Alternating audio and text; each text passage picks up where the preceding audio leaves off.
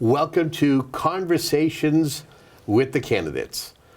The whole idea of these shows is to better inform you about the candidates that are running for office right here in the town of Whitman. There are other shows that are geared towards informing you of candidates that are running in Hanson.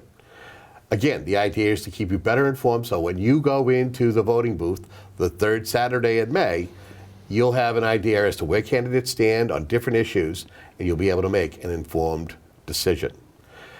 Today, we're happy to say that we have an individual who is running for the Select Board in Whitman. We have Kathleen Ottina. Kathleen, welcome to the show. Thank you so much, Kevin, for having me here tonight. Now, you never can assume that everybody knows who you are, even though you're somebody who has done a lot of work and served on committees. For folks who may be new to the election process, tell folks a little bit about yourself. Okay, well, just a little bit of background. I am not a Whitmanite. I've only been living here for 9 years. My husband and I moved down to Whitman in 2015 to be close to our grandchildren. And I really had no intentions of being anything other than a grandmother cheering her grandchildren on from the sidelines. And then 2019 town meeting hit and the schools were decimated and I didn't know where to go. So I contacted the moderator, Mike Seeley, and I asked to be appointed to the Finance Committee. So I've been a member of the Whitman Finance Committee for 5 years. But I've been the vice chair for 3. I've worked very hard to learn a lot about the schools because they are the biggest budget in both towns. And there were a lot of things going on behind closed doors that were not done correctly. So I've learned about the schools. I've learned a lot about the town. I'm serving on the Capital Committee as the Finance Committee's representative. I am the Finance Committee's representative to the Regional Agreement Amendment Committee, and I'm also the vice chair of the Whitman Middle School Building Committee. So I've become an active member of the community. I love the town of Whitman. It's a nice little town, and I hope to continue to contribute my skills in the capacity of being a member of the Board of Selectmen. Yeah, what was the decision like to run for Select Board? Nomination papers come out. When did it hit you where you said, you know what, I think that I would do good work and I would be able to serve a purpose as a member of the Select Board? It honestly started back in October when I heard members of the Whitman Select Board, before the budgets even rolled out, start with the schools. The schools are going to be a problem. We're going to need an override. And I'm on the Finance Committee. I hadn't seen a budget. I hadn't seen a budget from any department in the town. And I certainly didn't see the budget from the school department. So I'm tired of the schools being the punching bag for any time that both towns have a problem with their budget. It's not a school problem, it's a municipal problem. So I believe that I'm a problem solver and I get along with people. I'm respectful to everyone. So I'm not ever going to run against anyone and call people out for things, but I will call out issues that are wrong or handled inappropriately in my opinion, and work with people to come up with solutions. So October was the day that I decided I've got to go for this position and try to make a difference. You mentioned the budget. Let's talk about the fiscal 25 budget. In your estimation, what is your understanding where it stands at this moment, and what are your concerns? Now, if we're talking the school budget specifically? I'm talking about the town of Whitman. The town of Whitman. Their budget, their fiscal 25 budget, with the annual assessment that comes from the regional school district. Okay, so the Finance Committee has not yet started to evaluate the requests that have come in from department heads and the recommendation from the town administrator. And I want to say that I think Mary Beth Carter has done an incredible job trying to put a budget together that will be balanced. I don't agree with some of the recommendations that I believe she's going to be making, but I think she's done a terrific job this first full year as the town administrator in very difficult fiscal times. So it's my understanding that the town budget including the full assessment that the school requested, is well over close to $2 million in deficit, which means that some cuts have to be made. You can't pay money if you have nothing in the bank. So there will have to be budget cuts, but I don't believe it has to come from the schools alone. And we were in this same boat last year, in April, maybe a week later, where there was a special meeting between the select boards from Hanson, Whitman, and the school committee in Whitman Town Hall, where last-minute compromises were made, budget cuts. The school volunteered without any prompting to cut some, I think it was $500,000 at that point, and then the two select boards said, we'll close the gap with free cash. That didn't happen this year.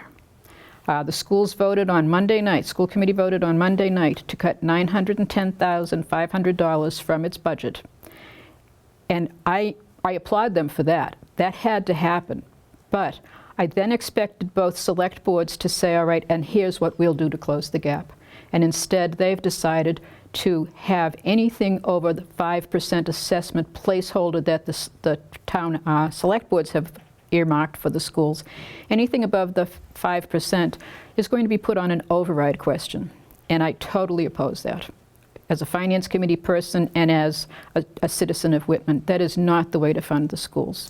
But this is an annual exercise. You talk about this, last minute, Yeah. negotiations. This isn't, I've been covering things that go on here nearly 20 years, and every year at this time, there's the oh no, the sky is falling, what Yep. are we going to do financially? And then there's some kind of 11th hour miracle where, we all shook hands and agreed that we're going to do this, and we're not going to kick the can down the road next year. And we're going to get started on the budget a lot sooner. And then April, the cherry sheets come out at the beginning of the year, and in February, March, April, we're back to, okay, this is what the schools are going to put forth for an assessment to each town. Mm-hmm. And each town's like, we'll never be able to afford that. It's an annual exercise. Am I wrong? Oh, no, you're totally right, Kevin. Right. You're absolutely right. And Whitman and Hanson are not the only towns that face this correct. year after year. Correct. This year, I think, is particularly challenging because the federal funds have terminated. ESSER 3 ended in December. So the fiscal 25 budget has no federal funds in it, or doesn't have the ESSER funds. There are some grants. So it was a significant loss of revenue to the school system. But you have to remember that the past 4 years were COVID years. I was a high school teacher in Pembroke for 4 years, just as COVID hit. I retired 2 years ago, and I taught high school kids. I didn't teach the little ones, kindergarten, first, second grade. Those children have gone through what I call, it was a traumatizing experience. And I think this is a unique set of circumstances where individuals were funded by federal funds, the ESSER funds. They provided incredible support, necessary support, to look for where are these children falling through the cracks, what academic gaps are there, what emotional gaps are there. And the schools decided, and I applaud them for this, that they continue to need those services of those specialists. So they're trying to fill a budget with creativity, not assessing anything more than I believe Jeff has said his budget is a 5% increase. Unfortunately, Chapter 70 funds didn't get increased by more than $100,000. The ESSER funds have gone away. So it's not an increase in the budget, it's a decrease in revenue. Let's talk about the override. There is going to be an override to kind of cover the additional $500,000 or $509,000 that are beyond the 5% assessment, school assessment. Are you in favor of this? And is it a matter of making sure that we're not going to see a number of teachers that are laid off or cut because they can't be afforded? Well, the beauty of being on the Finance Committee is I do have some influence on recommendations that will be made at town meeting. I have a wonderful chair in Rick Anderson, who's extremely experienced running the Finance Committee, and we voted unanimously Tuesday night at our Finance Committee meeting to oppose closing the budget gap with a school override. We believe that first, this $509,212 override to the taxpayers is unnecessary. You're asking people to pay another $95 a year for something that we, Finance Committee members, unanimously agree we can find the $509,000 in the budget, whether it's in Article 2 or the capital proposals, but we do not support the budget, the school override, because we believe that we can close the gap. Let's talk about looking at the town's finances long range. Any concerns in regards beyond fiscal 25 that there's something looming, or do you feel that that there are things that are in the works to kind of help things out financially, knowing that the Commonwealth is dealing with problems because of the migrant situation, so a lot of the monies are being diverted, but that also revenues have kind of fallen off on the state. Do you feel that maybe fiscal 26 and fiscal 27 might be better, depending on what the benchmarks are for the state? Well, I don't see a rainbow at the end of this rainfall that we've had these past few days. There's no pot of gold. There is not. But I believe that well-intentioned people who work well together can come up with solutions that don't repeatedly go after the schools. And I do believe that the Chapter 70 funding can be addressed more equitably, and I'm not saying that Whitman isn't getting its fair share and Hanson isn't getting its fair share. The Chapter 70 funding formula is designed to be fair to all school systems, and we actually are getting more money than we're quote-unquote entitled to in the form of hold harmless. Should the Whitman-Hanson enrollment increase next year, and there's a sense that it might, should the inflation factor that's used to calculate the foundation budget increase, which would increase the amount of Chapter 70 aid that we're entitled to, we're talking millions of dollars potentially. That puts an end to the school budget problem, because the budget gap between what the towns want to fund and what the schools are requesting is just under $1 million. Okay, let's stay on education. Let's talk about trade schools. Socio-Votech. They're looking to build a new school. We know that they've also added that it was an 8-member town. Marshfield has been added. Yep. Give me your thoughts. Do you support them building a new facility that'll house 900 students? And what are your thoughts about them adding a new member? It was all the towns voted, I believe, last year. And how does this help Whitman when it comes to its finances and its assessment for the VOTEC? Well, first I want to say that I have great respect for Superintendent Tom Hickey. He does an incredible job with the South Shore VOTEC. I'm excited about the prospect of a new building. I'm not sure that I would have supported increasing the enrollment by 50%, even though they've added one town to it. And so I respect him. I believe that the building is needed.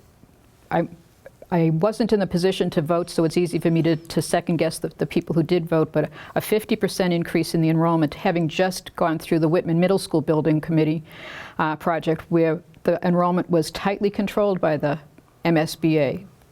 So that's one concern that I have, but there's nothing that I can do to affect that. I believe the building is needed. I've looked at the project. I've sat through some of their meetings in terms of watching the YouTubes. One problem I have, and it's a serious problem, and Tom Hickey knows this because I've been in communication with him, is that last September they just revised their regional agreement.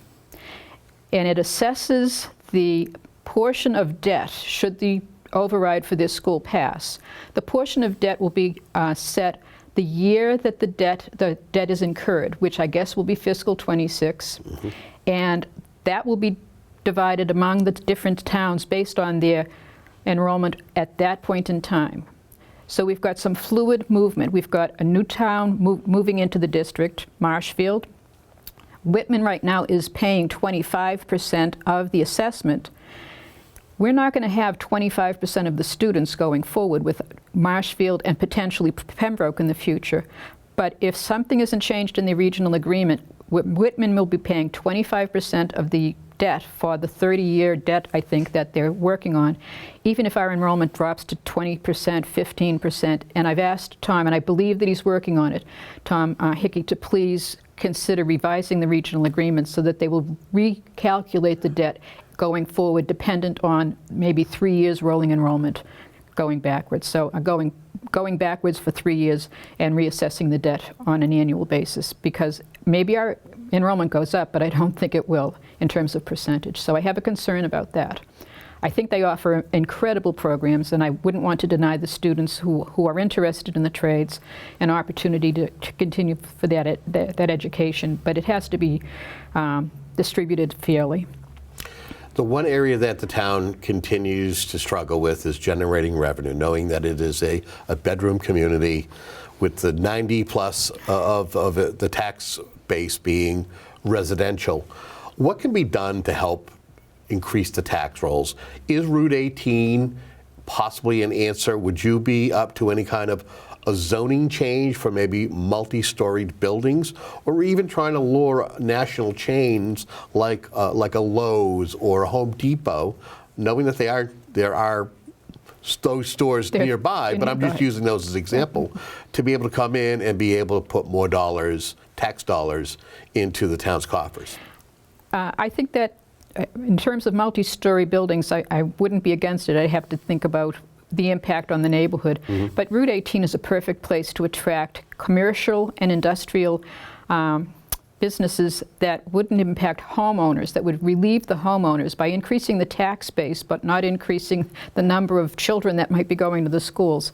So I would definitely be interested in not just Route 18, but I think that Washington Street is thriving right now. It's beautiful. What the DPW did with revamping the South Ave intersection with Washington Street has made it so attractive, and there are some new businesses down there, small businesses to be sure, but it makes it an attractive place to locate. And I think the other project that's on the horizon that has the potential to be a revenue generator is the South Corridor project, which the DPW presented to the Board of Selectmen Tuesday night. I was in a FinCom meeting, so I couldn't attend, but that's just really exciting for all sorts of reasons. It will improve the aesthetics of that area, and I think it would attract businesses there as well. So increasing the tax base by trying to lure commercial properties to relocate to Whitman, I think would be a terrific boost to this town's economy. Okay. Not wanting to wish any future capital projects. We know that the Whitman Middle School is something that's it's in the process. It's been approved. Taxpayers are helping, as well as the state's, the Mass School Building Authority. Also, a new DPW building. Let's talk about future capital projects. What do you foresee being maybe possibly the next big thing that needs to be taken care of? Or is there a capital plan that's in place that's going to pinpoint these things in a 5 or 10 year stretch so the town can prepare for it financially? I'll answer your second question first. Okay. There is no 5-year plan. I've been on the Capital Committee now for a year, and one of the frustrations, and we're all volunteers, so this is not a criticism of anyone who gives up their time to serve the town. But I've asked repeatedly for us to work on the 5-year capital plan, have department heads submit their 5-year capital plan. One department head, to his credit, and I'm going to shout out Todd DeCuto, he gave us a 5-year capital plan. He's the relatively new facilities manager, yet he understood what was expected of him. Many of the other departments are just ignoring us. So there is no 5-year capital plan. Your first question, what do I see on the horizon? I see the need for a new or revitalized fire department.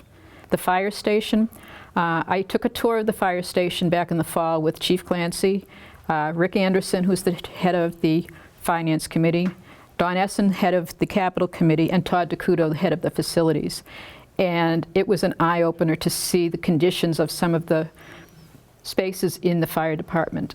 The chief did take us down to the basement, and I saw these, I call them lally columns, that were supposed to be temporary supports because the floor wasn't strong enough to hold, I think it was the pumper. And I looked above me, and I thought, I hope they hold up until we get out of here. So I'm not saying it's not safe, because I'm not in a position to say that, but the firefighters really do an incredible job for this town, and I think they deserve a better condition than what they're working with right now. Okay. Let's talk about something that 177 communities in the Commonwealth of Massachusetts have to deal with. As of 2021, it was passed in the law under Governor Baker, his administration. We're talking about the MBTA Communities Act, and this is where it doesn't matter if you are a community that has the commuter rail going through it. If you are a budding community, you also have to comply with this overlay district to create housing, affordable housing. What's your thoughts? Do you feel that Whitman is doing well to make sure that they're going to comply with this, or do you feel that there's going to be pushback by anybody in the community who want to keep this kind of like a small community? I think, having moved to Whitman in 2015 from Milton, if anyone is paying attention to what's going on. Milton is right now suffering because the Attorney General is suing. They're suing them, right? Suing the town of Milton because because they lose their funding, right? They're going to lose funding, but I empathize with the voters because I lived in East Milton Square, and a lot of their zoning, the proposed zoning, was going to hit East Milton Square, which is nowhere near the trolley line, which is over in the lower mills. So I don't want to risk the wrath of the Attorney General by ignoring this law. Right. And part of being a member of a committee is that you rely on the strengths of other people. So I'm not the expert on this. I will become an expert on this if I'm on the select board. But I think that the effort has been done by the planning board to, I think there's a group called the Barrett's Group that has been, been hired as a consultant to come up. Barrett Planning LLC, yep. Yes. And with Judy Barrett. You know more than I do, Kevin, although I've read the project and I've looked at the proposal, and I think working with people to come up with a solution that is consistent with Whitman's small town feel, but addressing high density housing. We have plenty of multifamily houses in the town already. This was a thriving community when the shoe operation was in place, and all along Marble Street, the factory's been converted into apartments. So apartments aren't bad, but you want to make sure that it's consistent with the neighborhood. So I think working with the state to make sure that we comply with the law and come up with a zoning plan that they will accept, and then have a developer or developers come in and work with them. I think the town has a good reputation for working with developers, and it's not a bad thing to have high-density housing, as long as there's space for them to live, not just put up an apartment building and have nothing for them in terms of amenities. Make sure that it's a livable, enjoyable space. Time is winding down. It is not our friend, but we have a few more questions for you. What is the biggest need or issue that is going on in Whitman, and what should town officials be attempting to do to resolve this, or at least tackle it? Well, I agree with several of the selectmen who have called for that there is a strategic plan and sustainable budgeting. But those are catchphrases if you don't actually do the hard work. So I think coming up with a sustainable budget is, I would say, number one priority. Easy to say, really difficult to do. But I show up, I do my homework, I listen to people, I'm respectful of everyone, so you will never hear me call out anyone for being wrong. I might disagree with them, but I'm still respectful of them. But is this my chance for my last question? No. Oh, okay. The blank check is coming. The blank check is coming. Whitman is known for the Toll House cookie. I know. What else do you feel that the town should be proud and prideful of? Oh, Saftlers. I loved Saftlers. When my husband and I were first married, we bought a little house in Weymouth, and I drove down Route 18 and bought material at Saftlers to make curtains for the house. Many, many years later, I went to Saftlers and bought material to make a flower girl dress for my daughter's wedding. And now it's gone. Yeah, it's no more. It's no more. It's a bank. King's Castle. As a little kid, I'm the oldest of 9 children. We didn't go to many places, but King's Castle. Lunch by the dinosaurs. Yes, yes, it was fabulous. There's a pond out front with little paddle boats. I do remember that. Then they turned it into a parking lot. There was a song like that, wasn't there? There was, yes. There was, yeah. So Whitman has a great history. It should be proud of that. It should be proud of the commitment it makes to the youth of the town. It's got a great sports program. That's what I said I came down here for, to watch my grandchildren participate in sporting activities and performing arts activities. There's a real nice sense of community here in Whitman. The people are really genuinely nice. It's got a nice small town feel to it. So that's something to be proud of. So, as I said, this is the blank check question, blank check. Thank you. where maybe there's a topic or an issue we didn't have time to touch upon, but you want to take a moment to talk about, or maybe there's something we talked about earlier, but maybe you might want to expand upon that particular conversation. So, what would you like to touch upon? So sometimes you have big issues, like should the schools be funded by an override? That's a big one. But then there are little issues that are really important, and it's not really little, but the issue that I want to bring to the attention of the voters is that the Whitman Middle School used to have a pedestrian-activated crossing light with the red and yellow light that would tell the cars to stop. The Hanson Middle School still has those lights, and I applaud that. It makes it safe for the children to walk to the school. We do have crossing guards here in Whitman, but they had a crossing guard there when there was the pedestrian-activated light. If you go down to Route 27 now and you take a look at what's there to alert drivers speeding down Route 27 that, oh, there's a school here, it's a pedestrian-activated yellow flashers, not a red and yellow crosswalk. And I pick up my grandchildren from time to time, and I've pulled out down Corthell Ave, and it's horrific what those children who are actually walking home, what they have to face. It's a danger, and I know that the police chief and the DPW chief, Bruce Martin, were involved in trying to address this when the DOT decided to take it out. They're on Route 27. The Hanson Middle School's on Route 53. I don't see why one state highway is still allowed to have, and I don't want to take it away from Hanson, is still allowed to have a pedestrian-activated crossing light, and Whitman isn't. So I will pursue that no matter what to see that light is restored. Okay. This is our final question or final opportunity. If you want to share info for folks to know more about you, whether you have social media or a website, and tell them why they should vote for you come the third Saturday in May. I'm sort of a dinosaur when it comes to social media, Kevin, so I will be looking for my grandchildren to help me set up a website for my run as a select person. I have my own personal website, but that's to share pictures of my grandchildren with my brothers and sisters. I think that I'm giving the voters of Whitman an opportunity to choose someone who I work really hard, I become informed about the issues, I do a lot of background reading. There are many nights that I'm up reading legislation or background stories about the issues that are challenging us. So I will show up. Any committee that I serve on, I show up, I do my homework, and I can be counted on to be listen to other people. So, as I said, I would appreciate the voters to consider my candidacy. I would appreciate them voting for me on May 18th, and I will set up a website and have it up and running as soon as my grandson is available. Well, I want to wish you, as I wish all candidates, the best of luck. I want to thank you very much for coming on the show and talking about your campaign and a lot of the issues. And I want to thank you at home for tuning into programs like this, Conversations with the Candidates. The idea is to make you a more educated voter when you go into the ballot booth and mark off your ballot. Again, we hope that you will take this information that we are sharing with you and use it and be better informed. Until our next conversation, have yourself a great day.